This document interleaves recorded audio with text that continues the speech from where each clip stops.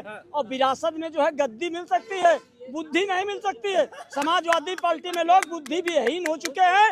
अब जो है कुर्सी भी नहीं मिलेगी और बुद्धि भी कहीं न। बारे में जो है लालू जी का क्या हाल हुआ है वही उत्तर प्रदेश में अखिलेश जी का होने जा रहा है। अहिमा कोई दुई राय नहीं। बहन जी का ओवैसी का गठबंधन होने जा रहा है। इसी में समाजवादी साइकिल पिंचर और हाथ का पंचा जो है पंजाबी में सांसद जितवाए। अब भाजपा को एक वोट नहीं दी। अब भाजपा की चापलूसी करके अपने बचाव का रास्ता भी खोज। समय में इनका कौन मना किया? भाजपा में दरी बिछावे ना, इनका कमोया दरी बिछावे के भाजपा में दरी बिछावे। और आपकी समाजवादी पार्टी समीकरण के हिसाब से ही चुनाव लड़ाएगी। जहाँ ठाकुर बहुल क्षेत्र होगा वहाँ ठाकुर को देगी, जहाँ ब्राह्मण खूब हुई है। बाकी सवाल है क्या टोपीदारी वाला मुख्यमंत्री प्रधानमंत्री तो नहीं बन सकता है क्या? नहीं, कश्मीर का यूजीसी शुरू हुआ है। पीडब्ल्यू बैच के साथ में समझौता किए हैं कि ओबीसी और एससी कास्ट के बच्चों को निःशुल्क पढ़ाया जाए या छूट दिया जाए। जनरल कास्ट के बच्चे कहाँ गए उसमें? नमस्कार, आप देख रहे हैं नेशनल अयोध्या। मैं स्वागत करता हूँ चैनल पर। 2027 का चुनाव आने वाला है और चुनाव की तैयारियों को देखते हुए सभी पार्टियां अपना अपना दांव फेंकना शुरू कर दी हैं। मार्च के आखिरी समय से समाजवादी पार्टी भी अपना कैंपेनिंग शुरू करने जा रही है। इधर बसपा भी लग चुकी है कि कैसे अपने वोट बैंक को साधा जाए। उनको लगता है कि दलित हमारे साथ है, लेकिन लाओ अब ब्राह्मणों को भी जोड़ लिया जाए। आजकल मायावती जी भी तुरंत तत्काल प्रभाव से ट्वीट कर दे रही हैं ब्राह्मणों के समर्थन में।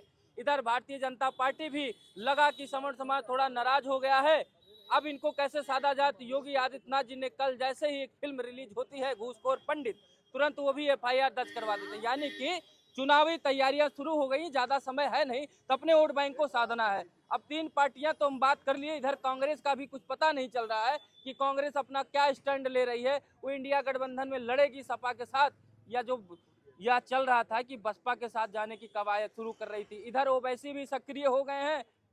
ओवैसी अपना एक अलग समीकरण बनाने जा रहे हैं कि कैसे वोटों को डिस्टर्ब किया जाए और कैसे उत्तर प्रदेश में भी उनको भी सीटें बढ़ानी है और राष्ट्रीय पार्टी बन जाए। ये लोगों से बात करते हैं।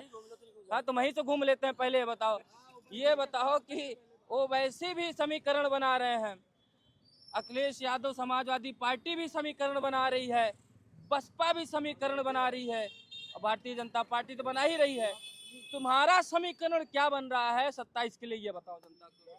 देखिए 27 में जो है मुसलमान अब ये चाहता है कि हम जो है अपना मुखिया अपना नेतृत्व खुद जो है अपना निजी बनाएं। अब ये कब तक चलेगा? 7% यादव राज्य करे, 20% मुसलमान दरी बिछावे। अब मामला चल रहा है हिस्सेदारी का। हाँ, एक काम जरूर समाजवादी कौन सा हिस्सेदारी चाहते हो ये बताओ। आप हमको बता दीजिए।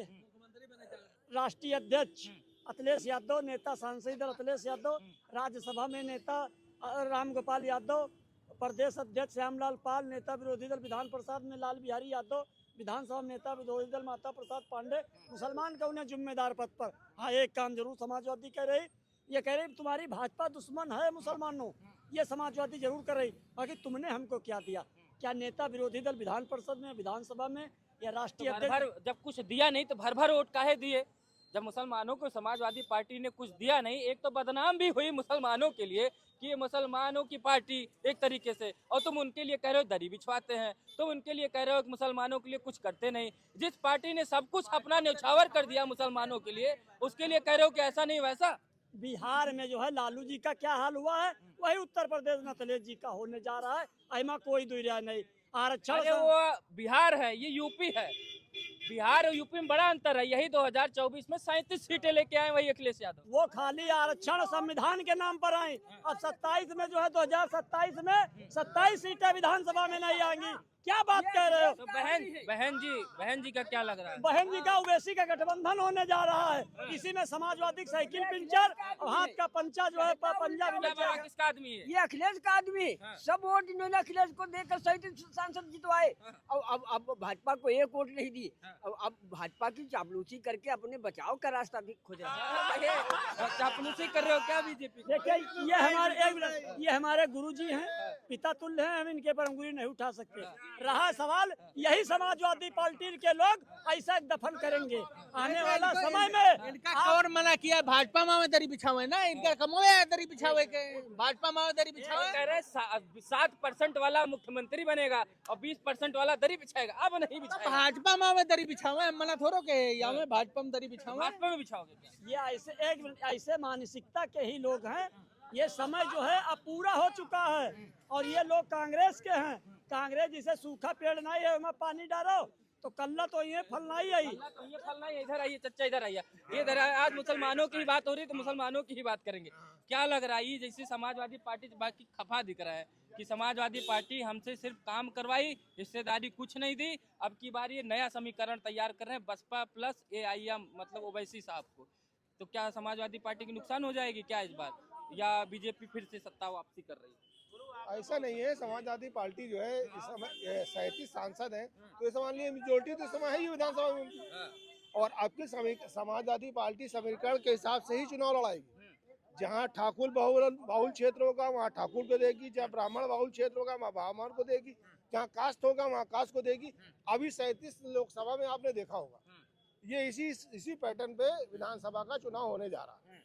वही समीकरण फार्मूला वही चुपके से लगा देंगे। 37 सीटें जो 5 सीटें दी जा रही थी लोकसभा में समाजवादी पार्टी को कि 5 सीटें जीत लें तो बड़ी बात है, अपने परिवार की सीटें बचा लें तो बड़ी बात है। यहाँ तक कि आजमगढ़ को भी हराया जा रहा था, निरहुआ लड़ रहे थे, लेकिन 37 सीटें आ गई। तो क्या आप चुपके से समीकरण बना रहे हैं क्या? सपा का जो कोर वोटर है वो तो है ही है। हमको सपा को अदर बरादरी का जो वोटर है उसको अपने साथ लाके और कैंडिडेट देख के टिकट दिया जाएगा। तो समीकरण चलना यही भाजपा में भी चल। हिस्सेदारी नहीं मिली क्या मुसलमानों को? देखिए अब हिस्सेदारी वाली बात अब खत्म हो गई, अब सीट वाली बात आ गई है। अगर जो मैंने आपसे कहा ना, जो मुस्लिम बाहुल क्षेत्र होगा वहाँ मुस्लिम लड़ाएंगे। अगर मुस्लिम सपा लड़ाती तो कांग्रेस भी लड़ाएगी, बसपा भी लड़ाएगी, तो डिवाइड हो जाएगा। अब वो रणनीति पहले वाली फेल हो गई। अब रणनीति ऐसी है कि अगर सपा बाहुल क्षेत्र है वहाँ किसी ठाकुर को लड़ा दो और सीट जीत। ये पूरा समीकरण समाधि ये कह रहे हैं कि सब कुछ दिया है और तुम करे कुछ नहीं। तुम्हारे पास फिर आता हूँ, रुको पहले हम पूछ और लोगों भी नंबर जल्दी बताओ। आपको हम बता दें ऐसी मुस्लिम बाहुल सीटें उत्तर प्रदेश में है जो 120 सीटें हैं और विरासत में जो है गद्दी मिल सकती है, बुद्धि नहीं मिल सकती है। समाजवादी पार्टी में लोग बुद्धि विहीन हो चुके हैं, अब जो है कुर्सी भी नहीं मिलेगी और बुद्धि भी कहीं न भ्रष्ट हो रही है। इसी से आप पता कर लीजिए बुद्धि विरासत में मिला है कहना अखिलेश यादव को। भैया वो दरी लेके पहले से चल रहा है, जहाँ जरूरत पड़ेगी वहाँ बिछा देगा। किधर बिछाएंगे भाई जिसकी जरूरत होगी वहाँ बिछा देगा। दरी देखिए लेके गलत कह रहे हो तो बताइए, दरी लेके पहले चल रहा है। गाड़ी लेके चल रहे हो जहाँ अरे तो हम अपनी खातिर बिछा रहे हैं, 4 कौरन बैठा रहे हैं, हम गुलामी नहीं कोई क्या कह रहे हैं, हम कोई गुलामी नहीं की। ये तो समाजवादी पार्टी के गुलामी मानसिकता के लोग हैं और गुलामी मानसिकता के होने के नाते मुसलमानों को आज आजम खा के देख लीजिए कौन दुर्दशा है। एक यादव पर कहीं मुसीबत पड़ जाए तो सखरा यादव अरे उसी समाजवादी पार्टी में इकरा हसन है, तमाम बड़े बड़े लोग हैं जिनकी तारीफ करते थे तुम कल को। अफजाल अंसारी परिवार भी समाजवादी पार्टी में था, तुम कैसे कह सकते हो कि समाजवादी पार्टी में नेतृत्व नहीं मिला? 1 मिनट, एकरा हसन पर 2 दाएं उनके चरित्र पर जो है टेपड़ी उठी। अखिलेश यादव जी का एक बयान कहीं निकला हो तो आप हमको बता किसने दें। उठा दिया, किसने बयान दे दिया उसको?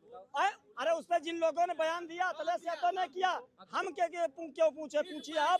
रह गया सवाल, यही समाजवादी पार्टी के लोग मुसलमानों को यह दिखाया कि भाजपा तुम्हारी दुश्मन है।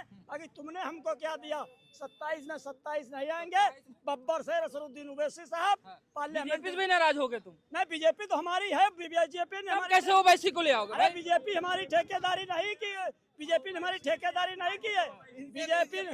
बीजेपी ने एक हाथ में कहा लैपटॉप लो, एक हाथ में कहा कुरान लो। लेकिन तुम बदल रहे हो ना, जब बीजेपी ने कहा कि हाथ में लैपटॉप लो एक तरफ में कुरान लो, तो तुम कह रहे हो अब ओवैसी को बनाएंगे, तो बीजेपी से गद्दारी करोगे तभी तो।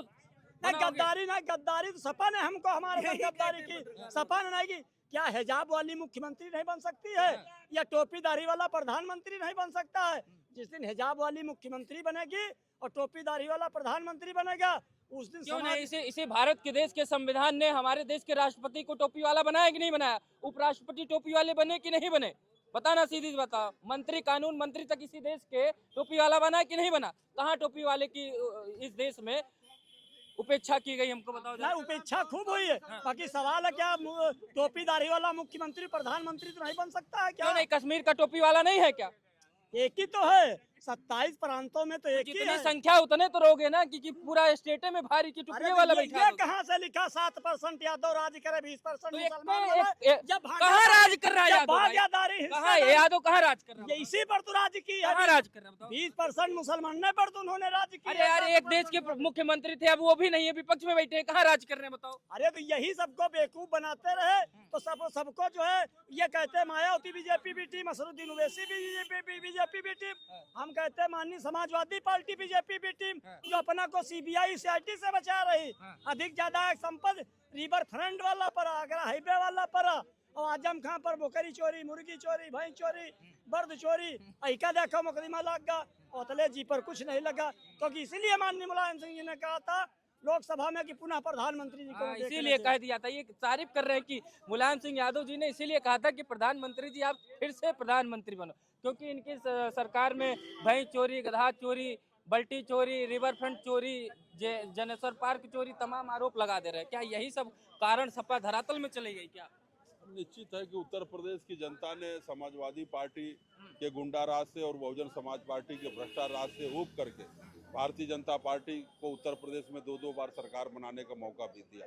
अगर बहुजन समाज पार्टी का सही काम होता तो समाजवादी पार्टी नहीं आती, अगर समाजवादी पार्टी का सही कार्य होता तो भारतीय जनता पार्टी नहीं आती। भारतीय जनता पार्टी का कहीं न कहीं जनता के बीच में सही कार्य है, इसीलिए दोबारा भारतीय जनता पार्टी की सरकार बनी है। और निश्चित है भारतीय जनता पार्टी लगातार अपने वोटरों के बीच, जनता के बीच आशीर्वाद से श्री योगी आदित्यनाथ जी और मोदी जी के नेतृत्व में फिर 27 में भारतीय जनता पार्टी तीसरी बार सरकार बनाएगी। इसलिए कि जनता जनार्दन होती है, लोकतंत्र में जनता का जनादेश सर्वोपरि होता है और ये भारतीय जनता पार्टी के साथ है, मोदी योगी जी के साथ है। और निश्चित है कि हर व्यक्ति भारतीय जनता पार्टी के साथ जुड़ा हुआ है और हर धर्म, हर समाज के लोग, सबका साथ, सबका विकास, सबका विश्वास, सभी वर्गों का साथ जो है कि भारतीय जनता पार्टी के साथ है। तो ये बताओ, क्या लग रहा है उत्तर प्रदेश में इस बार बदलाव देख रहे हो, या बहन जी भी कह रही हैं हमारी सरकार बनाओ, सपा भी कह रही है हमारी सरकार बनाओ, भारतीय जनता पार्टी कह रही है हमारी भी सरकार करो? हालांकि अभी कांग्रेस का कुछ समझ में नहीं आ रहा है कि वो बनाएगी कि नहीं बनाएगी, कि गठबंधन में लड़ेगी, लेकिन इन तीनों पार्टियों में आप किसको देख रहे हैं, किसको नेतृत्व देना चाहते हैं उत्तर हम नेतृत्व सिर्फ मुख्यमंत्री योगी आदित्यनाथ जी को देना चाहते हैं, क्योंकि प्रधानमंत्री तो कुछ काम के नहीं है। हैं? अभी अरे उन्हीं की तो अभी तक इतनी अभी तारीफ चल रही थी। 0.2 यूजीसी शुरू हुआ है, हाँ, पीडब्ल्यू बैच के साथ में समझौता किए हैं हाँ, कि ओबीसी हाँ। और एससी कास्ट के बच्चों को निःशुल्क पढ़ाया जाए या छूट दिया जाए। जनरल कास्ट के बच्चे कहाँ गए उसमें? समझ है आप भाई, हाँ, आपको वही- क्या जरूरत? अरे हम सब तो वैसे गिरे हो गए हैं प्रधानमंत्री नजर में। हमारे चलो मुख्यमंत्री कम से कम एक सवाल तो जवाब दिए, जो ये फिल्म रिलीज होने वाला था इस पर तो FIR तो कराए, लेकिन उस पर प्रधानमंत्री कुछ बोल ही नहीं रहे हैं। तो प्रधानमंत्री से नाराज हो, मुख्यमंत्री से नाराज नहीं हो? नहीं नहीं, हम ये जानेंगे जो योगी बाबा यूपी में जीते तो प्रधानमंत्री का देन नहीं है, योगी बाबा का देन है।